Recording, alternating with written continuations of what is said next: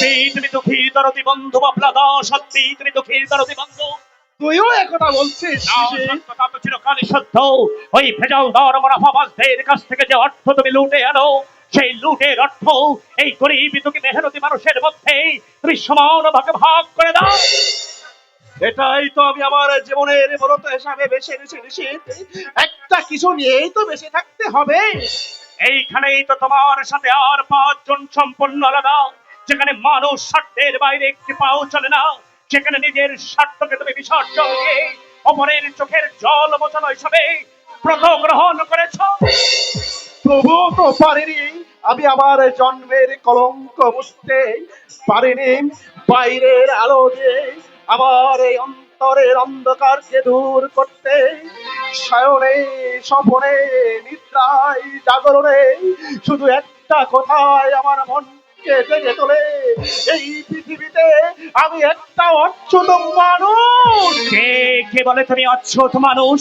তুমি তো প্রকৃত মানুষ।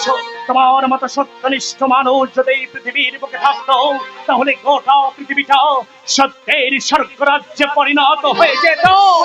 না না না, আমার মতো দুর্ভাগ্য নেই এই পৃথিবীতে, যেন আর কারোর জন্ম নিতে না হয়। বাবলাদা, ওরে নিশীথ, বাবলাদা, ঘৃণা, অবজ্ঞা আর কলঙ্কের পসরা মাথায় নিয়ে কাউকে যেন বেড়ে উঠতে না হয়।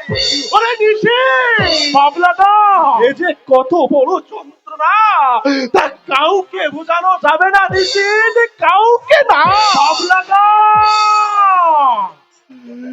যে হতভাগার জন্ম পরিচয় নেই, এই পৃথিবীতে তার কোনো মূল্য নেই। হাওয়ের মতো যেমন জ্বলে উঠেছি, দপ করে আবার আমি নিভে যাব। আমি ওরে নিশে আমি চলে গেলে এই সমাজ সংসার তথা পৃথিবীর কারোর এতটুকু ক্ষতি হবে না রে নিশি, কারোর এতটুকু ক্ষতি হবে না। বাবলাদা,